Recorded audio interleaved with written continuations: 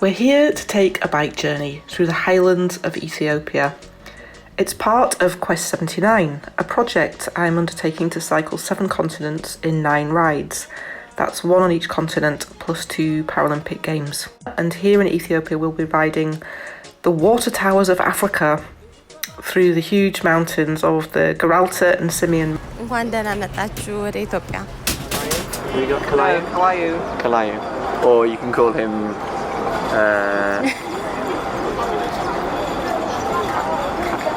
Kalayu. What does he get called? Kalayu. So 3 of them are from Mekelle. And they're all cyclists. They all used to be. Really? They all used to be on the cycling team together, and they won the national championship. No, but actually they're all retired. They're all retired. They don't cycle anymore. So the guy on the motorbike, he doesn't cycle anymore. And then Santa, he's a cyclist, and he's got a bike shop in Addis.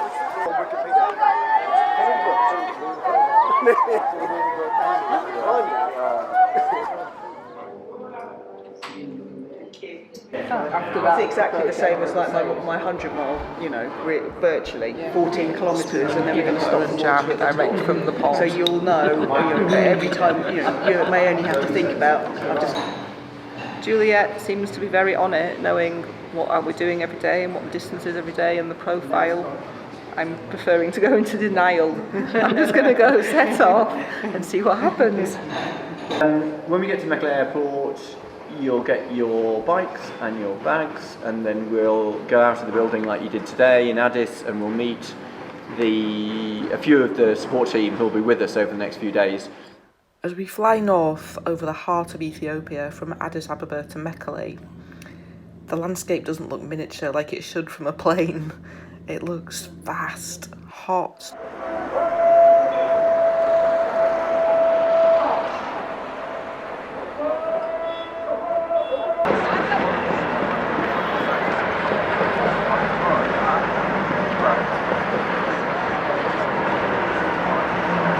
Tuesday, that's tomorrow evening, we're being joined by the other half of the support team. So each day you'll have three guides, 3 people riding with you. That's me, Juliet, and another person.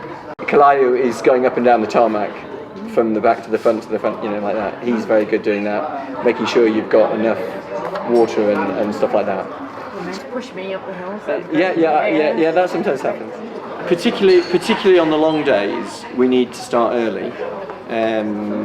Partly because of the daylight, but largely also because of the temperature. Because you'll see tomorrow, the first couple of hours are just lovely temperatures. They're sort of between 10 and 15 degrees for the first up until about 8:30 and 8:39, and then it just starts to get warmer, and by 12 o'clock it'll be 22, 25, and it'll be, bright sunlight.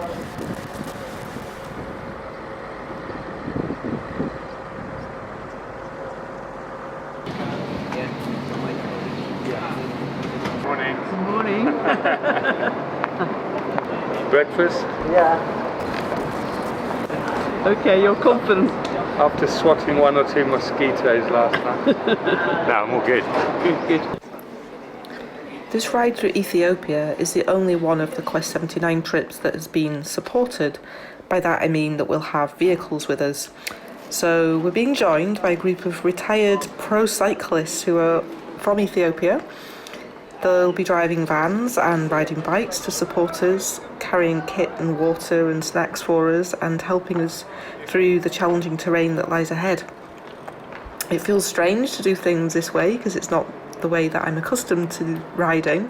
I'm used to just heading off with a friend or 2 and a trailer on their bike carrying my wheelchair, so I have to think about my friends. They don't always want to lug my wheelchair and all my kit. First impressions of Mekelle. It's hot, the road surface is interesting, and we are travelling on the side of the road that I don't quite understand, but we're getting there.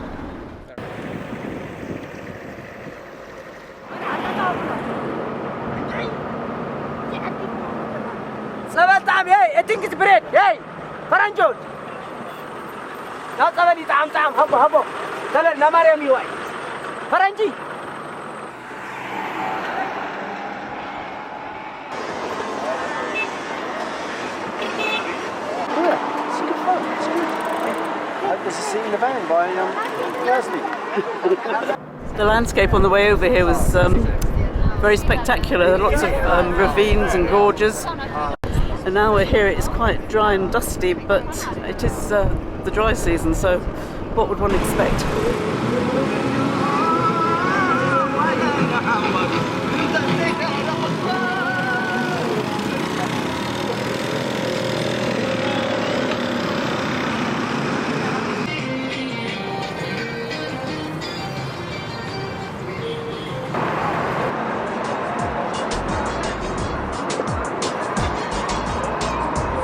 How are you feeling?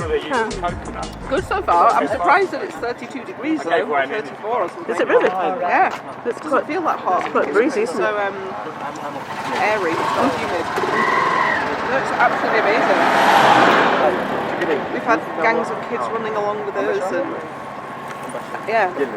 On top of that first hill, do you get all the bread and beer? Oh, we have some.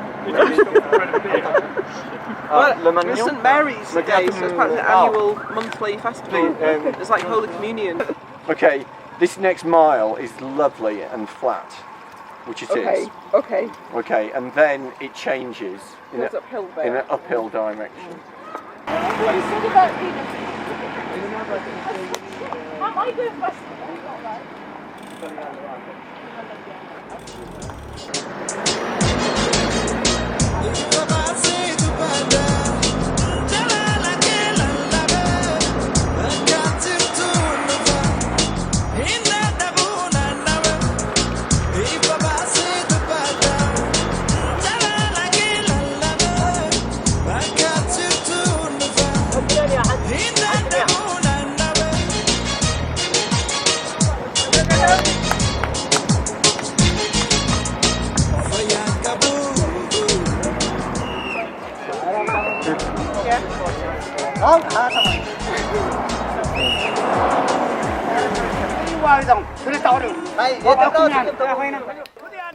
It feels like we're a novel sight.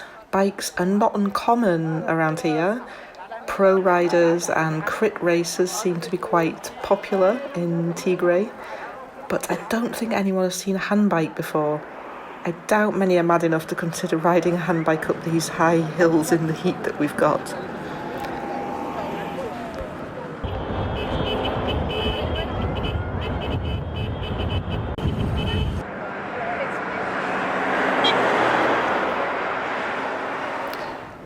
When we cycle uphill, I worry about slowing the others down, but there's not much I can do about it, and it seems like everyone's finding their own pace, and we've arrived in this incredible place for the night.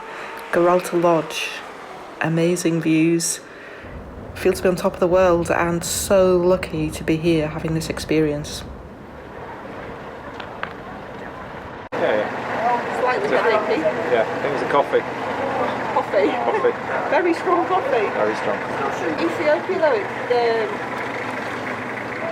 it feels so calm.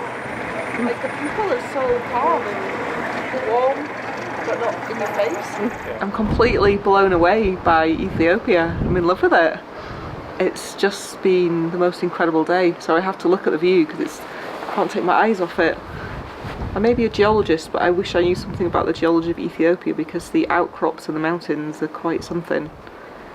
But I don't know what struck me most about the day. The quality of the roads, the friendliness of the people, and also how mellow they are. Like, very smiley and kind and nice, but not crowding around you and not all wanting selfies. Just feels like they're really life-loving and smiling. And then I thought, well, to live in a place like this, it's just so incredible. Yeah, we did well. It was a good first day and everyone seems to be enjoying it and it's worked really well. I've never ridden before with such an incredible support. I've normally used to just riding with friends, carrying everything and fending for ourselves and finding food and water and camping. So this feels, on the one hand, really luxurious and amazingly well supported, but on the other hand, challenging for the bike riding and the distances that are involved. So I don't think I could ride these distances and fend for myself, if you know what I mean. I think the time involved in finding food and water and places to camp is too much that to fit in 170 kilometres a day before dark.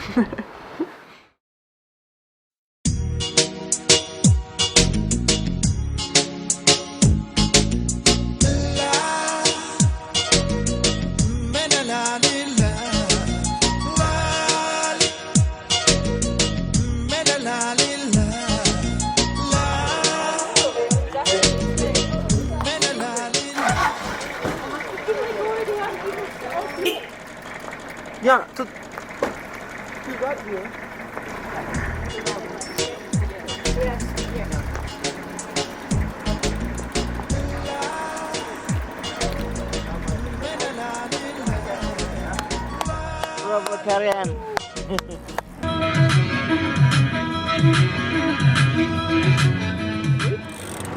Fantastic, isn't it? The view. It's beautiful. Amazing. New buildings that have gone up over those 18, 19 years has just been amazing. But it's not just in Addis now, it's in many of the big cities. I think another striking part of development has been road construction. So the Roads Authority have had a massive construction programme over the last 15-20 years, aided by Western funds and a lot of Chinese contractors who are here. So it's day 2 and we're 60 kilometres in. It's only, not even sure if it's 11 a.m. yet, but we've attracted the usual crowd of local kids. I don't know how many there are now, but they're coming from all directions.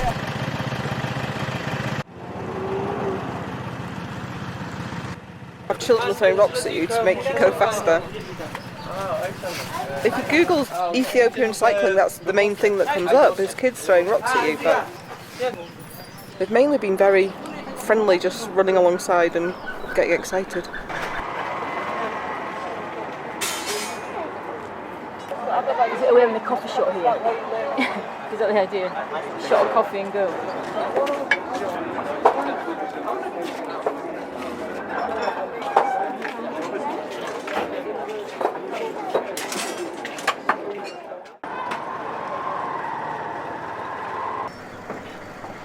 It's day 3, 6 a.m. Barely slept a wink. It was so hot and so full of mosquitoes in the room. But it feels like the middle of the night. But it's a long day today, 120 kilometres with a lot of climbing. So we're setting off early, before daylight. I can already hear farming sounds.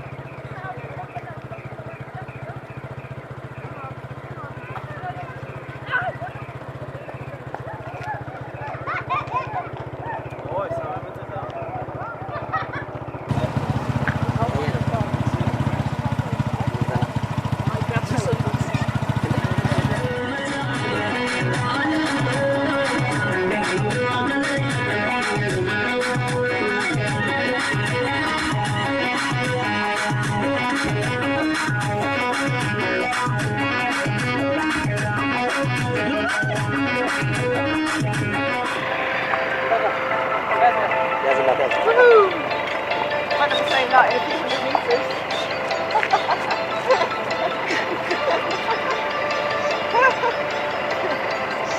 meters. But also, you know, it's to do with poverty reduction, it's to do with improved educational access, both primary and secondary level, improved access for girls' education, improved health extension workers and all of that. And so on so many of the indices that are now generated in developing world speak, Ethiopia is doing incredibly well. I think, yeah, you have to remember that it's come from quite a difficult place, you know, from its history. So 50 years ago, even, you know, I suppose you'd say 35 years ago, when Bob Geldof made the country famous, it's been known as a very poor country. So in some ways it's got a long way to go, but it's done really, really well in the last 15, 20 years.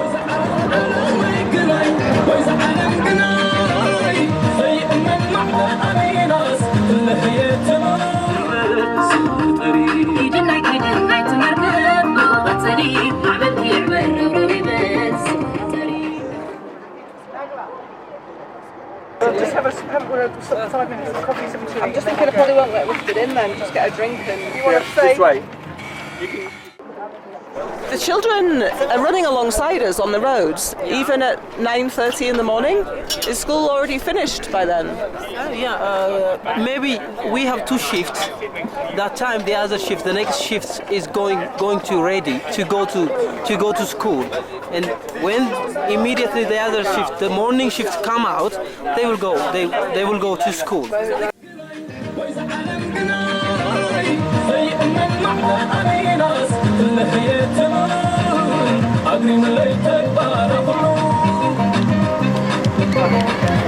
It's nice to get a cold drink. It's been about 40 today. That last hill I was really suffering on it. It was kind of in a canyon, so halfway up just no air at all. I just reached that overheating point, but Ababa poured water all over my head, and that was good. I didn't think it would work, so it was hot water, but it did help.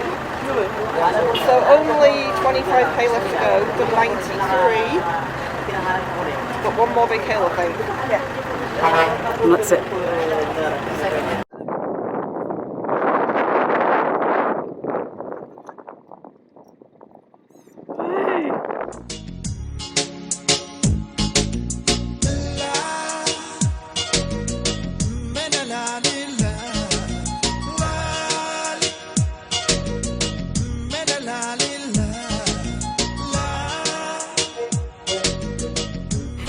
When we rode in yesterday, it says the cradle of civilization. Yes, the cradle of civilization, Yeah. Aksum. So when did that begin? That starts 1000 BC. Wow. 1000 BC, Queen of the time of Queen of Sheba. So we will see her reunion palace.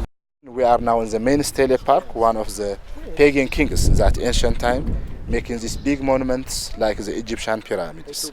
So under each stele there is a king buried underground, and they believe that there is also life after death. They bury some their treasures. Underneath all of these, Stele. they're called stelas, but they're like obelisks of Yes, towers of rock. yes, we call them by the way stele or obelisk. They have the same meaning. And underneath each one there is a king buried. Yes, each stele there is a king buried underground with his tree. Richard keeps calling it a rest day, but it's on 65 kilometres in 40 It's not really a rest day for any of us.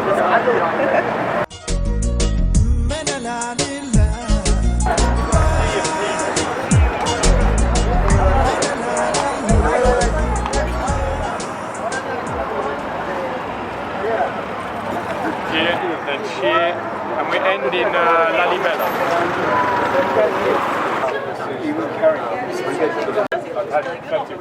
This is one for Juliet.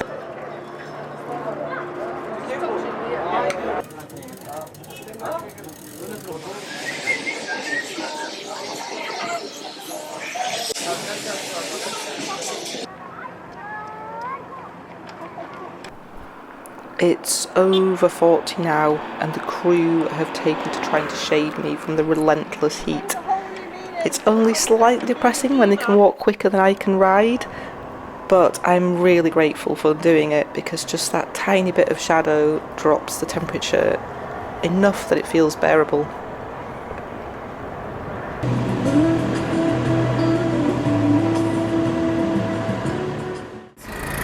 I think it's Friday, the end of day 4 on the road. I'm not quite sure when 70 kilometres in 40 degrees with about 600 metres of climb became a rest stroke recovery day, but that's actually what it has felt like compared to the other days.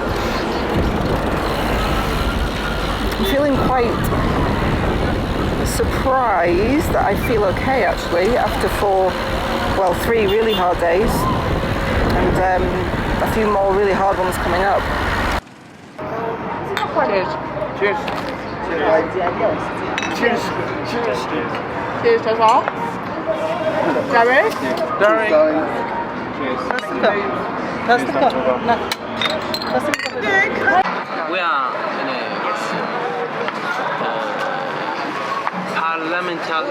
parliamentary system. So everybody, even privately, can have vote. Somebody may have his own party. Just a simple. Which is day 5 of the tour, going down into the Tikezi Gorge. going down to 1400 metres, and then we're climbing big time for the rest of the day and seeing how far we can get into the Simeon Mountains, and looking forward to a stay at the best lodge in Ethiopia called Lima Lima Lodge.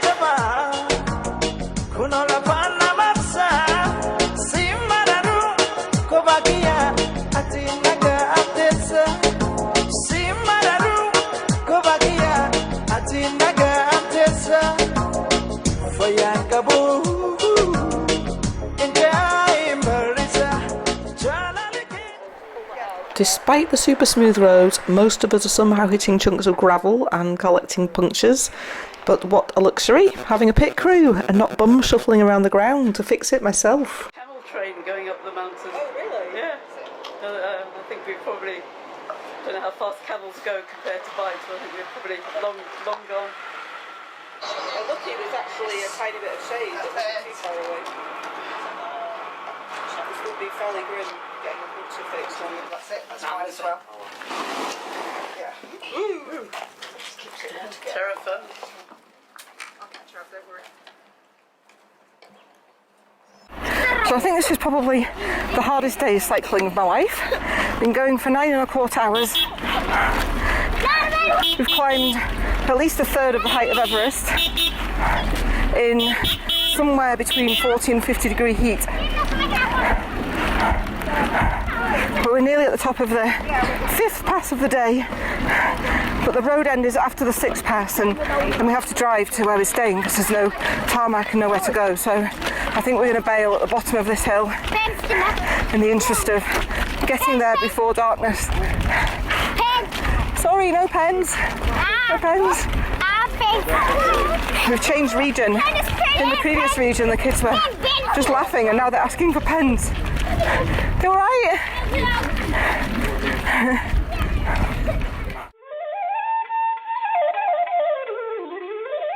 Yesterday was a big day for the whole team. I think we were all quite anxious about getting the distance in, and we knew there was huge elevation, big hills to climb. We were all quite worried, but I think it was the heat of the day that made it really tough. I think people were saying it was 40, 45 degrees at times, and if we didn't have our team, or Richard's team, I'm not quite sure what we were doing. They were fantastic in bringing bottles of water, pouring them over us, always making sure we had enough to drink, and the guys in the team as well. They were all so supportive, and I really don't think that I would have done it without the support of everybody else yesterday. But we did it. We made it to I think it was about 130 kilometres, which was fantastic. And then we arrived at this place, which is like a little piece of heaven, I think, on earth. It's just wonderful.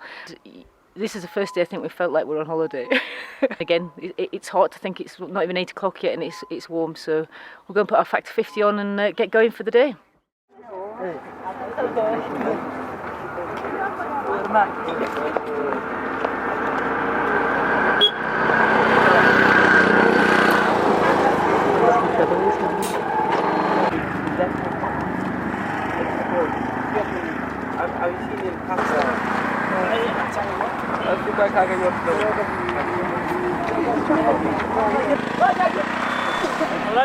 After yesterday's monster day, I didn't even make it from the room to dinner. I'm feeling pretty drained and want to save a bit for the big days that still lie ahead.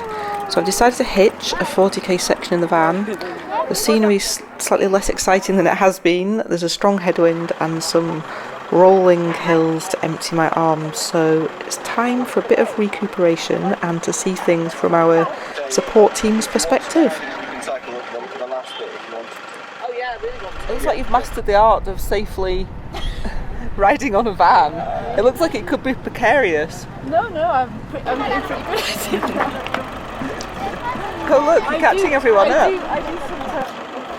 There is a time when I wouldn't have even considered missing a short section of riding, but after winning gold in the Rio Paralympics in 2016, I was totally burned out, and for the first time realised that I shouldn't assume that my body has limitless resources of energy. So I think I'm a bit more cautious than I used to be, and when my batteries feel empty, it's time to recharge them up a bit.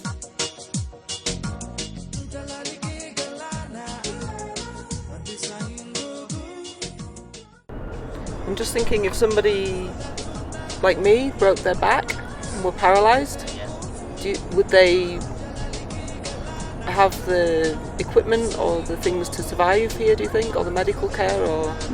Yeah, medical care. I actually not in this town, but not even they're going to a big hospital in Addis Ababa. Yeah. They can they can take care of it. It's 5-something a.m. on Tuesday, the 5th of February. I just had the weirdest night I've ever had in my life. Woken up feeling absolutely terrible. In the middle of the night, well, I must have got to sleep. Well, I did get to sleep at some point, but I think it was about 2 hours where I was just shaking violently in the bed. Like having the shivers, but like really, really strong, and I couldn't make it stop. I was cold, except it's like 30-something degrees. So I was under the duvet just shivering like crazy. So I don't know what to do today. It's 170 kilometres, which doesn't seem like a good idea after that episode, but I guess I'll just drink some Coke for breakfast. Maybe that'll kill something off if I've got anything, and then see how I feel on the road, and I might have to stop if I don't feel any better. Oof.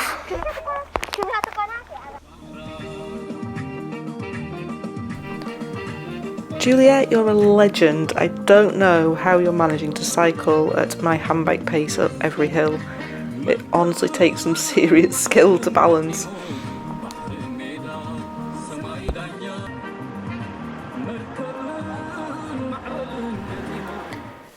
Meanwhile, the fasties wait for us in their regular sort of haunt, a coffee shop at the top of the pass.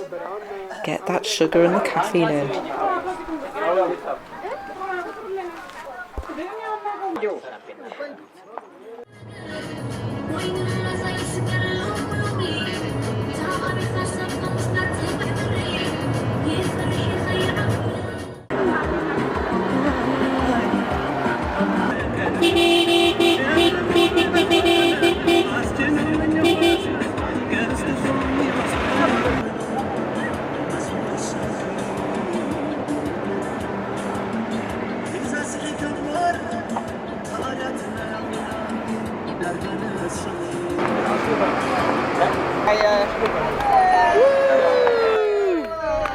We made it! Didn't think we'd make that 164k this morning, the way I was feeling. And unfortunately Vicky's been in the van with bad tummy, but everyone else has made it. Sore asses, I think. Rhino ass. So it's turned out it wasn't just a one-off strange incident in the night. Happened again last night. I feel grim, really hot, a fever running. The team have managed to get a thermometer and my temperature's up at about 40, so way over what it should be. No riding for me today.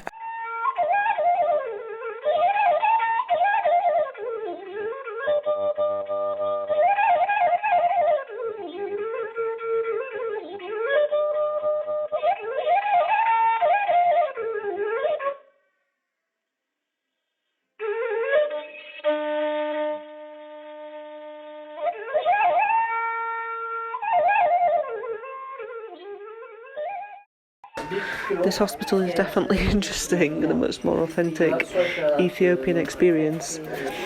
It's very, very basic. The doors all have holes in them and are falling apart, and the door frames are coming away from the walls, and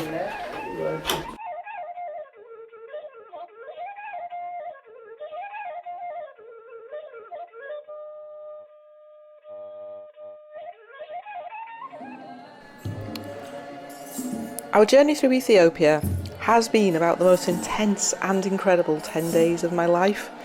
It's included the steepest hills, the hottest temperatures, and the best tarmac I've ever ridden. The people have brought enormous smiles, huge hearts, and our crew have put their souls fully into supporting us on our journey. The word I will take home with me from this trip that will echo on is resilience. It's a resilient land with loved, resilient people. It's been such a privilege to be here, to learn just a little about this special country. And I get to take a small part of it home, my little bacterial friend. I'll see it as a little bit of resilience gifted to me.